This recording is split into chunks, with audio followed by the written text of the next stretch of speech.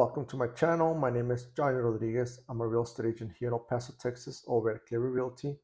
Making this video to give you like a quick walkthrough and some tips as to how to file a protest on your property taxes assessed value for 2023. As we all know, we had been getting these letters in the mail from in this case, El Paso Central Appraisal District, giving us their new proposed value for property.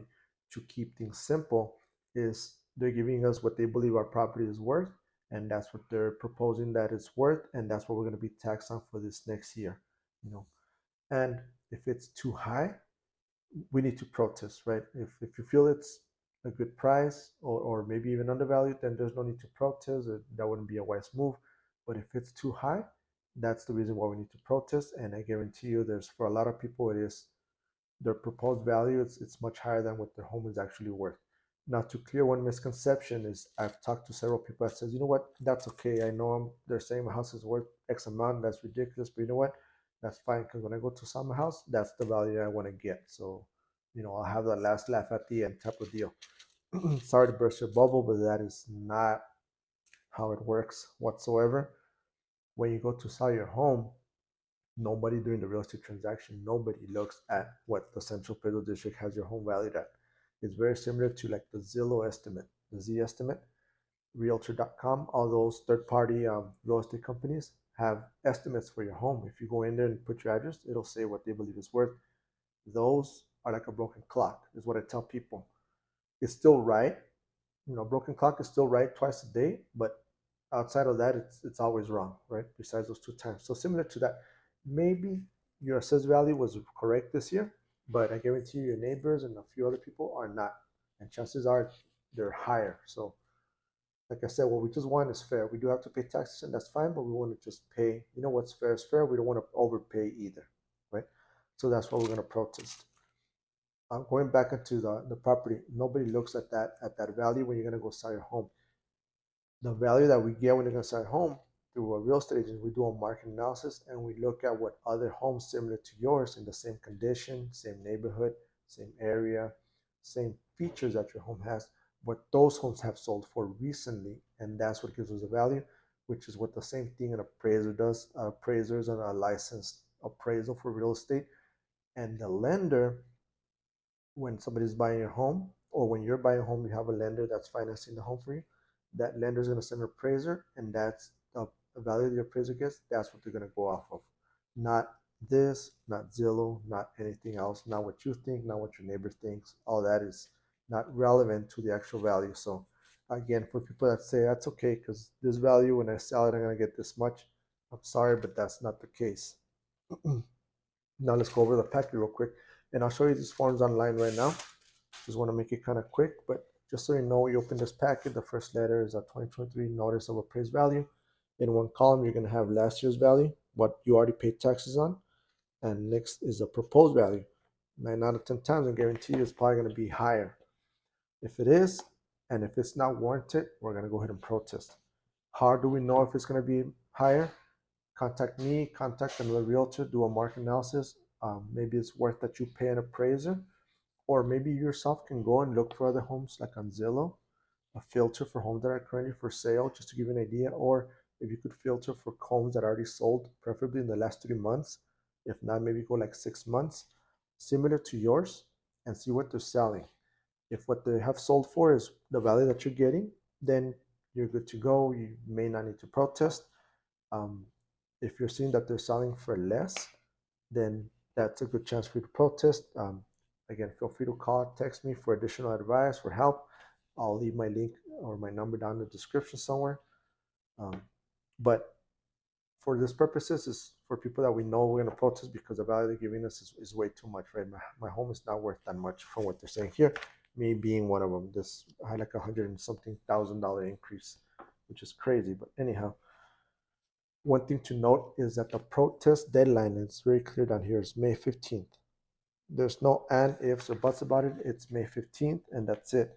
So we still have about a couple weeks to go. Cutting close, but we still have plenty of time. One way to file the protest is you do it in person, you do it by mail, or you do it online, which is probably the preferred and easiest way. But the second page is going to be the actual protest form. When you get this, some of the information is already pre-filled out. If it's not, like your name, property address, go ahead and fill it out. It's very simple, quick little form. Make sure you check that first box here that says the reason you're protesting. There's several reasons, but for this purposes, we're contesting the property value. We're saying that they have an incorrect appraised value on our property. We're going to check that off. If you want to do it online, I'll show you right now how to get to that form. Otherwise, you can scan this QR code and you'll get the same form electronically where you can fill it out, PDF, email it from there, or if you need to print it and mail it or take it in person. The third page is just information regarding filing a protest. It'll give you an owner ID and a PIN if you want to create an account.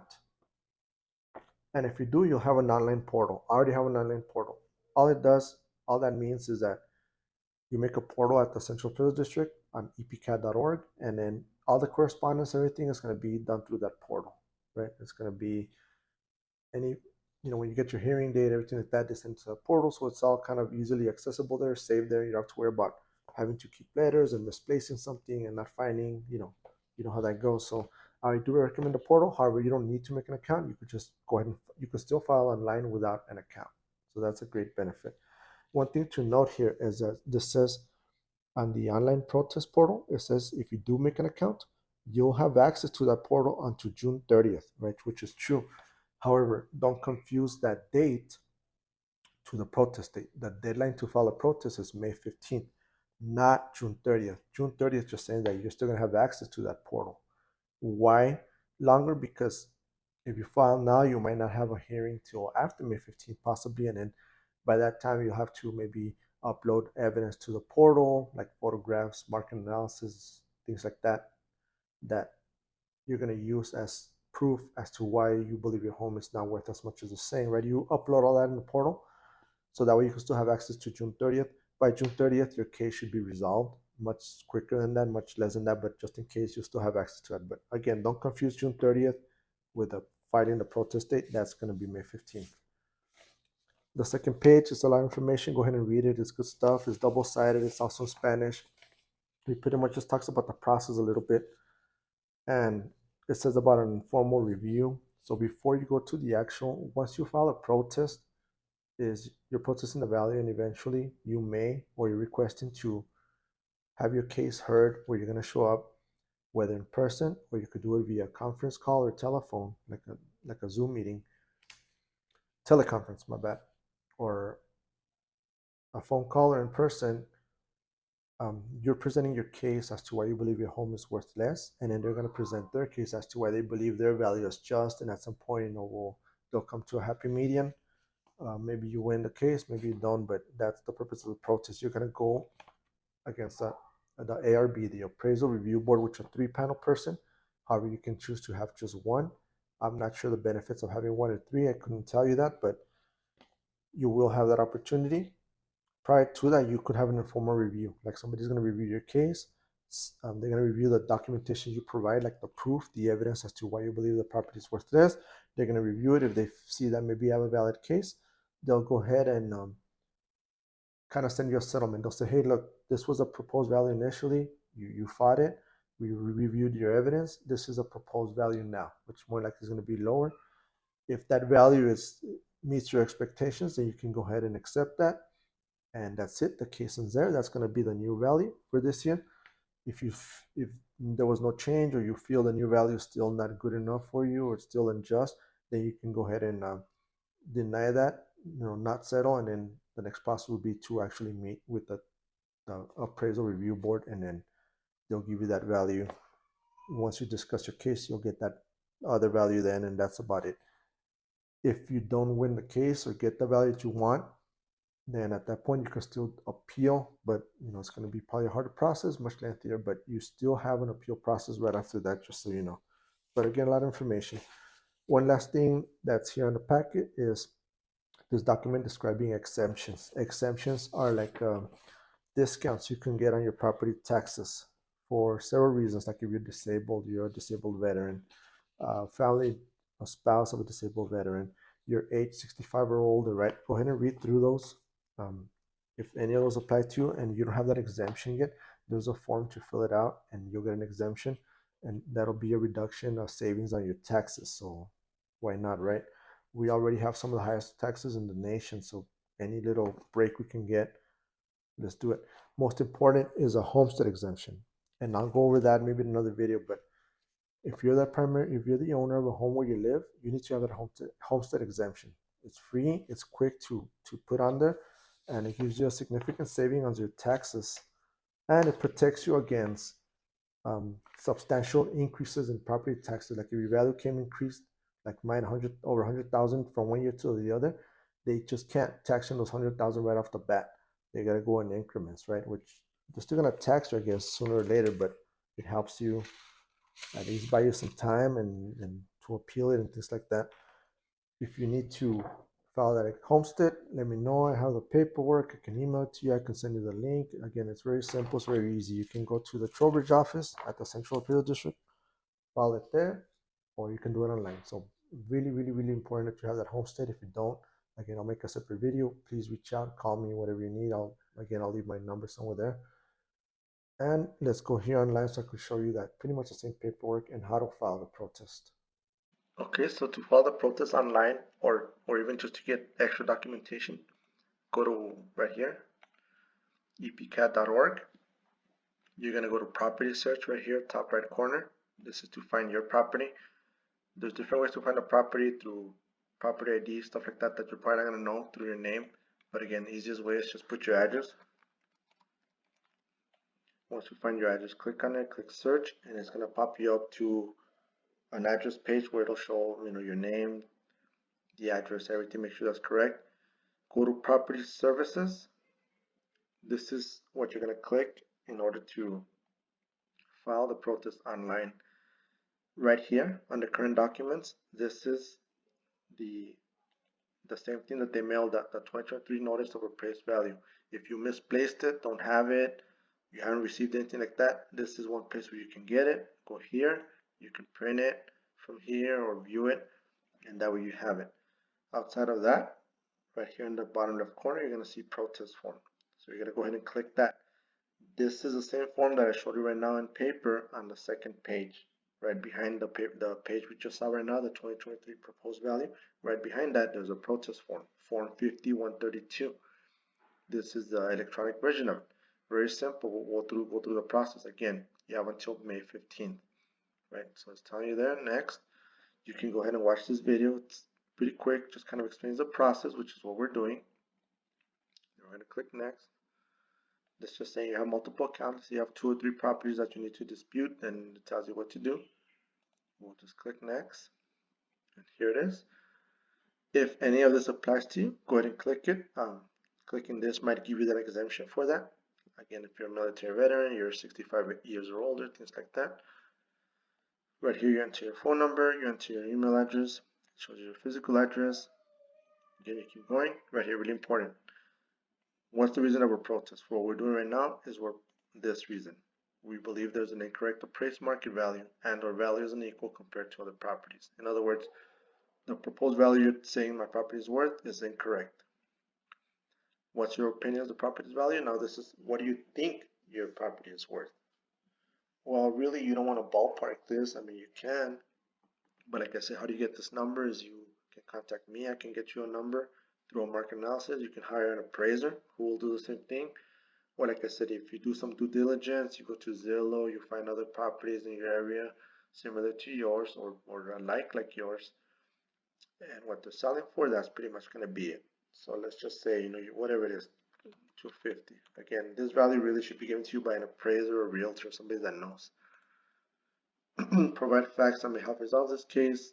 I will type it in because I don't really type that fast, but it says, you're going to put, you can pretty much copy paste what it says here.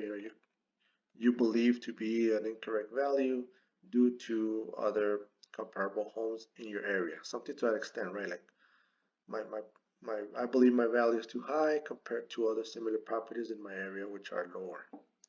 You can also go ahead and add maybe a couple facts like my property, due to my property's condition, say it's not the greatest, or it's unfinished, or it hasn't been remodeled, things like that. Right here, section 5 is do you request an informal conference? So again, this is where they're going to review your evidence and they're going to say, you know what, we'll go ahead and kind of settle. This is a new proposed value. I mean, yes. I would encourage you to put yes. And then it says, do you request a hearing with a single member panel? Or the other option is a 3-member panel. I really couldn't tell you if there's any benefits or not to having one person or 3 people. I mean, I don't know. My way of thinking is kind of like flipping a coin, right? Do I want to leave it at 50-50 or do I want to maybe have 2 out of 3? I don't know. I think I'd rather have 2 out of 3. So I would put no, just to go with a 3-person panel, but I don't know, maybe that kind of backfires a little bit. I don't know. If you guys know or knows anybody that has any information on this, let me know. I'd like to learn and be educated as to maybe which one's better, if it even makes a reason. But go ahead and click there, whatever you feel is best for you. And then it tells you if it goes to a hearing, how do you want your hearing to be conducted? You want to go to the office there with them in person? You want to do it by a telephone conference or a video conference? You know, this is your personal choice, right? If you rather be one of those people that goes in person, go ahead and click there. If you rather not drive or can't, or maybe you're not even living here in El Paso or something like that, then go ahead and click something else that's more suitable to you. Remember, it tells you even if you pick in person, you still have the option to change it later to like a teleconference or video conference. You just have to call them and let them know in a timely fashion. Don't possibly you call that same day of your hearing, they may not be able to accommodate you, right? I'm not sure, but it does say here 10 days. I don't think you need that long, but again, just that's what they're saying, and then just try to do it as soon as possible if you are going to change. Here it is. Any notices and procedures that you're going to get, do you want them mailed to you first class, or do you want them certified? If you click certified, they are going to charge you for that. So I don't think I would do that. Or probably the simplest way is on email. You know, everything they send you is an email. This is much faster. I would opt this route, especially now that we're a little bit closer to May 15th. We really can't afford to waste time and things like that. So I would definitely choose the email route. That way, any notices they send me, they send it to me by email and I get them right away. Same thing with this. Any documentation regarding the hearing procedures, do you want a copy of those? I would put yes. If you don't, go ahead and click no, but I would put yes. Do you want a reminder of the date of your hearing? I would, just so that I don't forget, you know, but I don't see any harm in getting it, whether it's by text message or email, whatever it is you choose and you enter here. If for some reason you don't want it, then that's fine. You don't have to. Just make sure you don't forget the date of your hearing. If you forget, you pretty much can reschedule. If you forget, they throw out your case pretty much, and that's it. You're done. If you can't make it for a good cause, you know, a good reason why you couldn't make it, you were in a hospital bed, you had COVID, you were in an accident, you know, some family emergency, anything valid, then they'll go ahead and excuse you and they'll reschedule you. But barring anything like that, they're not. So I wouldn't leave it up to chance. I'd make sure I show up and I would opt for some sort of reminder. It says, do you request the appraisal review board's final order of determination to be delivered via email? I would say yes. I mean, send me everything, right? Again, chances are I'm going to go through this process of protesting my value in the future. Maybe not next year, or maybe yes next year, or the next 2-3 years for sure. I'm going to be doing this process again in the future. I guarantee you, we all are and we all should. So all documentation I can get now, even better. That way I can be more informed, go through the process better, be more knowledgeable for next time, right? Only get better and wiser. Again, I'm not an expert at this, guys. I'm not affiliated with them. I don't have any inside information. It's just all by trial and error and learning and helping other people. So I'm learning in all this process as well as you are. So the more documentation, the more I can learn from them, the more power to me and the better I can get. Last section is just if your property is worth over 52 million, then click here. If it is, go ahead and give me a call. I mean, I'll have a business proposition for you, but guarantee you pretty much nobody's going to be worth more than 52 million. So we click no, and then we finalize and sign. Right. And that's it, guys. That's how you do the online protest. Once you go back here, after you search for your property and you fill that out, there's going to be more protest information. So let's go real quick to Some other one real quick. Once you file the protest, and then you go back in, you get a hearing date as to when you're gonna appear, and then you go back into the property services. This, it'll say up here, ARB appointment already exists. You cannot submit another protest, right? So that protest form is now grayed out because you already submitted it. They already gave you a hearing date, but you can go ahead and click here where it says more protest info. You can go ahead and read on all that. There's more information. You can download that protest form again for whatever reason, even though you're not gonna need it, you already filled it out. But right here's some information on the protest. You go ahead and click through all those links. Again, all that is just additional education for you. Here's your appraisal review board, kind of explains to you who they are, where you can contact them, what times they meet, things like that, right? And then an appeals process, you can go ahead and look at that video. So if you go through the appraisal review board and you didn't win it, or you feel the outcome is still unjust, then you do have a right to appeal. So more information there. Okay, but more importantly is once you file the protest, you're going to click here on submit evidence. What you're going to submit here is evidence that you're going to show, that's going to help you as proof as to why you believe your property is worth less. Some of that evidence includes closing statements. Those are statements from when you bought the property. Sales information like market analysis from like realtors, real estate agents. Photographs of your property, guys. So make sure you take photographs of any like damages, any things that are lacking. Pretty much, if you were buying your house again in its current condition, anything that you see that would affect its value. For example, like, is one of your bathrooms unfinished? Have you not remodeled in 20 years, so your home is antiquated, it's outdated? Is your stucco outside cracking? All that stuff that kind of shows value. I mean, maybe your neighbor has really overgrown weeds or has junk cars parked in the front all the time. That affects value, guys. So all that, take pictures of, and that's going to be used as evidence to help you support your cause as to why it's worth less. Also, estimates of repairs needed. If you have a contractor that went out and, like I said, you have, your stucco's all cracked. A contractor went out and gave you a quote. Send that, hey, the stucco guy said it's going to be $3,000 to fix the stucco, and then I had a painter go out and it's going to be $5,000 to repaint the property. So that's like a $9,000 value there that my house is lacking on, right? So use all that. You upload all the files here and you submit them, and again, once you log back in or go into your portal, they'll all be there again. All right, guys, so we just saw the online version. If you opted by mail, then you're going to get a letter once you file the protest saying, here's your protest hearing date, the time, the date we're at, which of course is at the Central Appraisal District located at 5801 Trowbridge. The second page will tell you what are some of the evidence or things you can submit as evidence for your case.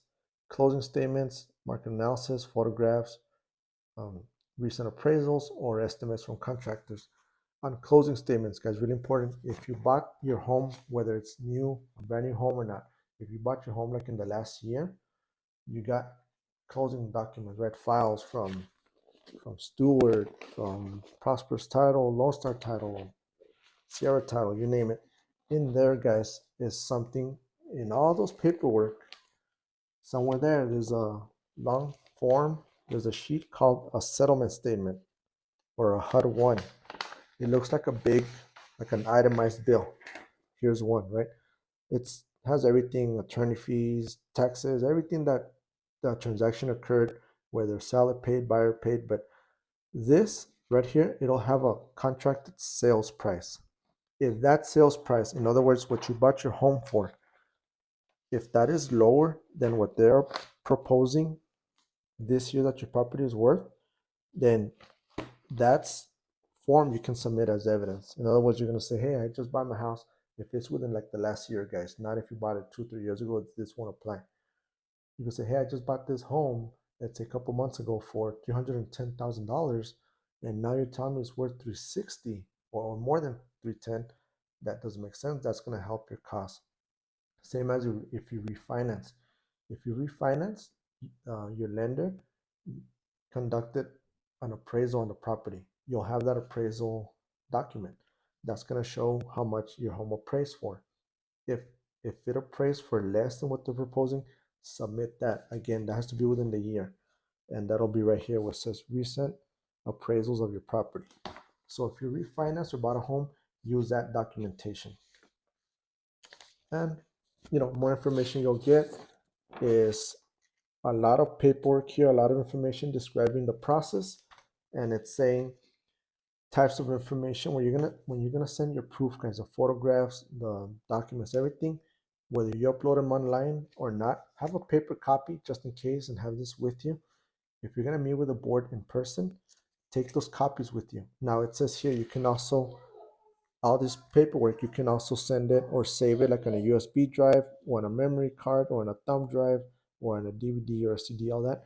Go ahead and do that if you want, but always have a paper copy. You never know the day you show up and the thumb drive didn't work or the computer you're using doesn't support the format, or if it's meant to happen, it could happen. So don't take a chance.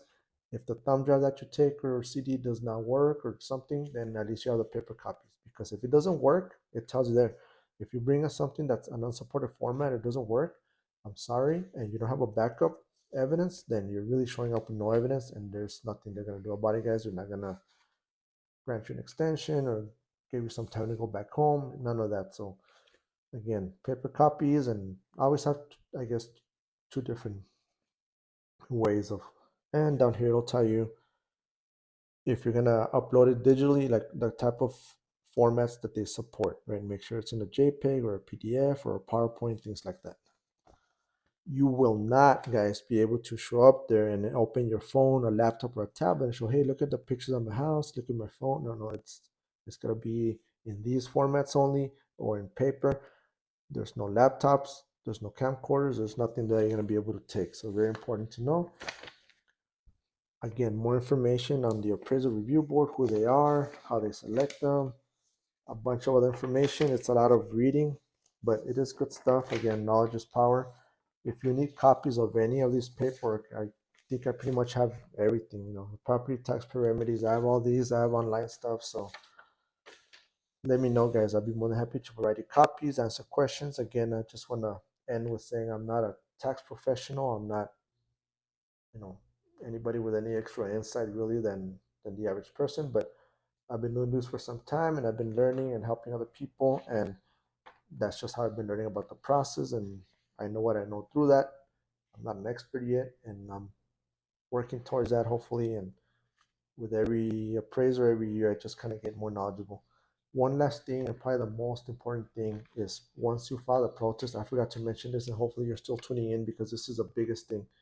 Once you file a protest and you get a hearing, right away contact them or show up to the appraisal district and ask for an evidence record, guys. The evidence record is pretty much the evidence that they have, not against you, but that they have that derive the value for your home. In other words, the homes that they're using to give you the value. And this is what it's going to look like, guys. They're going to either email it to you like in a zip file, or if you go in person, they give you a digital copy and or a paper copy. But either way, this is what you're going to get right here.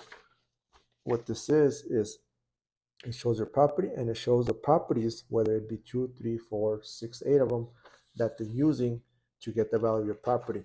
This is really important because now we know what they're using and we can look for discrepancies. In this case, like in my friend's house, there's this one property, for example, that is much bigger, much nicer. It even has a pool, and it's even appraised less than my friend's getting appraised at. So right off the bat, that's a big discrepancy there. We can use that as our argument as to pretty much saying, hey, you're using this property to give the value, but this property is not a direct fit, it's not a direct match, not a direct comparison to our property. So really important, guys. Again, request an evidence record. Not, I don't think many people know this, but know what they're gonna present against you, right? So you have a right to know what they're gonna use, and this is what they're gonna use, and that's what you ask for. Get an evidence record, they'll have it for you. You might go and they might tell, oh, it might not be ready by the time of your hearing. I'm sorry. Nonetheless, request it. They'll have it ready, guys. I know they're quoting people right now. It's gonna be maybe a week, 2 weeks. They're getting them like in 2 or 3 days. So go ahead and request that. Very important. Again, one last thing, guys. Feel free to reach out to me, call me, text me, whatever I can do. I'm happy to help. Thanks again for tuning in. Make sure you subscribe. I'll upload more content as we go on. and on future videos on this and other things that may help you. Again, thanks again, guys. God bless. Have a good evening.